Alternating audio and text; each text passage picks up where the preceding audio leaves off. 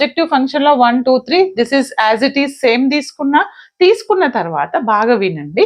దీన్ని నేను R1 అనుకుంటే, ఇది R2 అనుకుంటే, ఇది R3 అనుకుంటే, ఈ 1 ఏమవుతుంది నాకు R4 అవుతుంది, ఇది R5 అవుతుంది, ఇది R6. మీకు అర్థం కావడానికి రాశాను అంతే.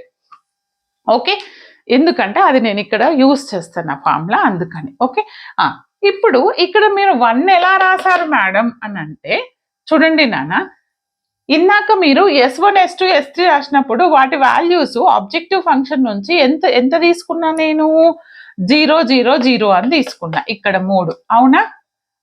నెక్స్ట్ ఇటరేషన్ కూడా స్టార్ట్స్ విత్ ఇప్పుడు x1 అయింది. ఎందుకని?